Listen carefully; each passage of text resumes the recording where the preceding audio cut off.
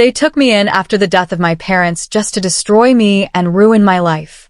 My name is Maren Whitlock, and the first time I learned what betrayal tasted like, it was mixed with burnt toast and cheap orange juice in my aunt's kitchen in Cedar Falls, Iowa.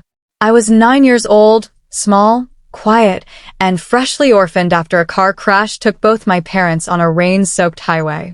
Aunt Corinne cried at the funeral, held my hand tightly in front of everyone, promised them she would raise me like her own daughter, but the moment the last guest left and the casserole dishes were gone, her grip on my hand loosened and her eyes changed. That was the first night she told me I was an obligation, not a blessing. Her husband, Alistair Boone, didn't speak much at first. He watched, always watching. His eyes lingered too long, his smiles never reached his face, his presence filled every room like smoke that refused to clear. Aunt Corinne controlled everything, what I wore, what I ate, when I slept, how I spoke. She called me ungrateful if I asked for seconds, called me dramatic if I cried, called me worthless when I reminded her of my mother. She made me scrub floors until my fingers cracked, made me miss school to clean their mess, told neighbors I was troubled, unstable, lucky they took me in. And they believed her. But Alistair was worse. It started with small things, his hand brushing my shoulder when there was space to walk past, his fingers resting too long when he handed me something, his voice lowering when we were alone. He called me mature for my age, special, different from other girls.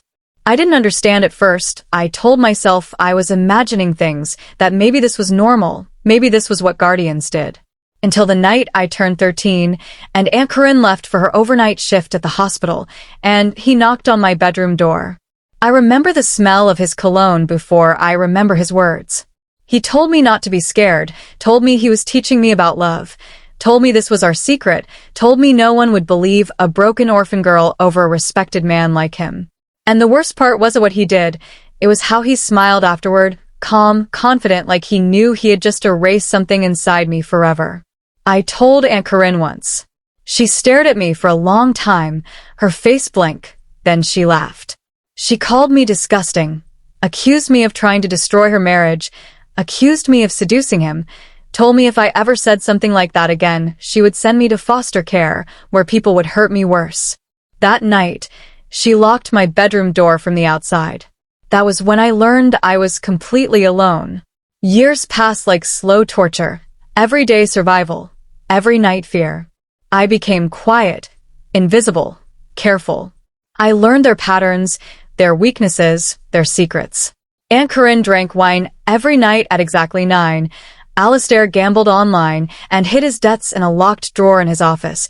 They fought about money constantly, screamed behind closed doors, blamed each other, blamed me.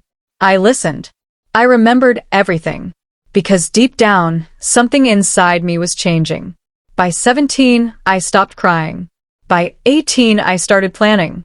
I got a job at a diner without telling them, saved every tip, every dollar, hid the money inside the lining of an old winter coat they never touched.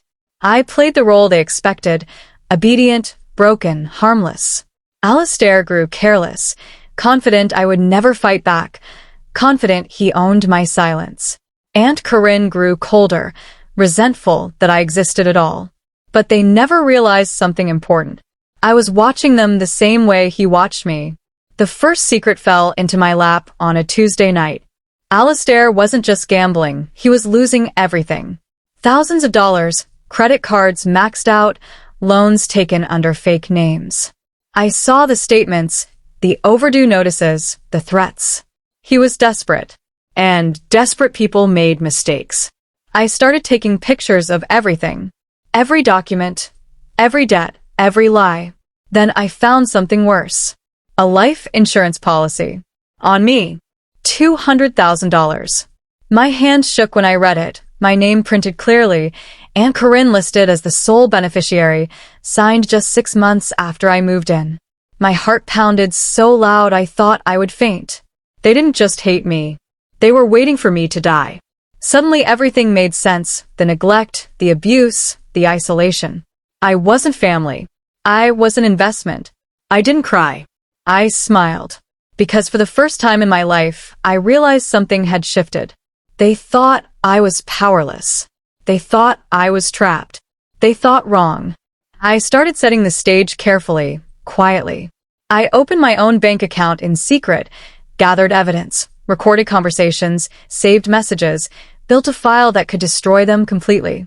I applied to colleges far away, using fee waivers they knew nothing about, wrote essays about survival without ever naming them, turned my pain into something sharp, something useful. But revenge wasn't just about escaping. It was about making them feel what I felt. Fear. Helplessness. Exposure. The night everything changed, Alistair came into my room again, drunk, sloppy, confident. He didn't notice the small blinking light on my desk, didn't notice my phone recording everything, didn't notice the calm in my eyes instead of fear.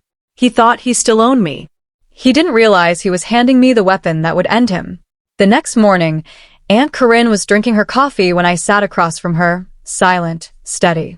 She frowned, irritated by my presence, like always. I slid an envelope across the table.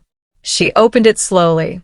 Inside were copies of everything, the recordings, the insurance policy, the debts, the evidence of what he had done to me. Her hands started shaking. Her face turned pale. And for the first time in my life, she looked afraid of me. I leaned closer, my voice calm, controlled. And that was when she realized I wasn't the broken orphan anymore. I was the storm they never saw coming. And I hadn't even begun yet. Aunt Corinne's fingers trembled so badly, the papers slipped from her grip and scattered across the kitchen floor. She didn't pick them up. She didn't move. Her eyes stayed locked on mine, wide, terrified, searching for the weak, frightened girl she used to control. But that girl was gone. For a long moment, neither of us spoke. Then she whispered my name, soft, fragile, like she was afraid saying it too loudly would trigger something worse. Maren, where did you get this? I leaned back in my chair, calm, steady, untouchable. I didn't answer her question. I didn't need to. She already knew the truth wasn't the frightening part. The frightening part was that I had it. Footsteps creaked behind us. Alistair entered the kitchen, half awake, scratching his neck, his usual smirk ready on his face. He stopped when he saw the papers on the floor, saw Corinne's expression, saw me sitting there without fear. His smile disappeared. "What's going on?" he asked, his voice cautious. Corinne didn't speak. She just pointed at the papers. He bent down slowly, picked one up, stared at it, and I watched the exact moment his confidence shattered. His face drained of color, his jaw tightened, his hands clenched. He looked at me like he didn't recognize me anymore. "Good." "Because he shouldn't." "You went through my office," he said quietly. I tilted my head slightly. "You went through my life." Silence fell over the room like a suffocating weight. For the first time, he looked unsure. Vulnerable. Human. It was disgusting. "You think anyone's going to believe you?" Corinne snapped suddenly, her fear turning into anger like it always did. "You're nothing, Maren. You're just a damaged girl with stories." I smiled. Not wide, not dramatic, just enough. Then I reached into my pocket and placed my phone on the table. I pressed play. His voice filled the kitchen. Clear. Undeniable. Confident. Every word he said the night before. Every threat. Every admission. Every secret. Corinne's face collapsed. Completely. Her body sank into the chair, like something inside her had died. She turned slowly to look at her husband, like she was seeing him for the first time. "You told me she was lying," she whispered. Alistair didn't answer. He couldn't, because lies needed power, and I had taken his. The next few days were quiet. Too quiet. They didn't yell. They didn't threaten. They avoided me completely, like I had become something dangerous. Something unpredictable. Which I had. Then 3 weeks later, everything exploded. I wasn't home when the police arrived. I was at the diner, pouring coffee, smiling at customers, pretending to be normal when my phone buzzed in my apron pocket. A message from an unknown number. It was a picture. Alistair in handcuffs. Corinne crying beside him. My chest didn't tighten. My hands didn't shake. I just stared at it. Then another message came. It was from Corinne. How could you do this to us? I stared at those words for a long time. Us. Not him. Us. She still didn't understand. I replied with only 4 words. You did this yourselves. I found out later what happened. Someone had reported him anonymously. The recordings, the evidence, everything delivered to the police in a sealed envelope. His death surfaced too, fraud, identity theft, years of lies collapsing at once. He lost everything in a single morning. His job. His reputation. His freedom. Corinne lost everything too. Not because she was innocent, but because she chose him. She called me dozens of times, left voicemails crying, begging, apologizing, blaming, cycling through every emotion like she could undo years of cruelty in a few minutes. I never answered. Not once. 2 months later, I left Cedar Falls with a single suitcase and a full scholarship to a university in Oregon. I didn't tell anyone where I was going.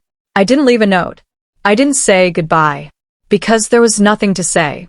The night before I left, I stood alone in my empty bedroom, staring at the walls that held every memory, every nightmare, every moment I survived when I shouldn't have. I expected to feel sadness, closure, Something.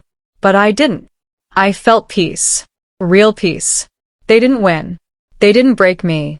They didn't get the ending they planned. I did.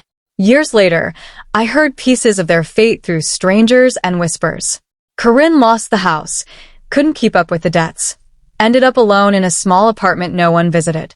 Alistair was sentenced to prison, his name permanently stained, his life reduced to a cautionary story people told in low voices.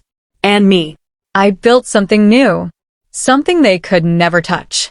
But the truth is, revenge didn't feel like fire or rage or victory.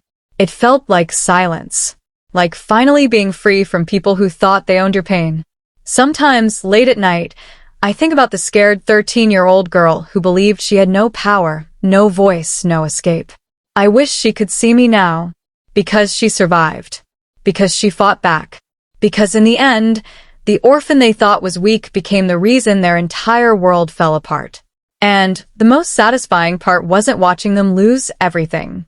It was knowing they would have to live the rest of their lives remembering exactly who destroyed them. Thanks for watching. Please like, share, and subscribe for more stories.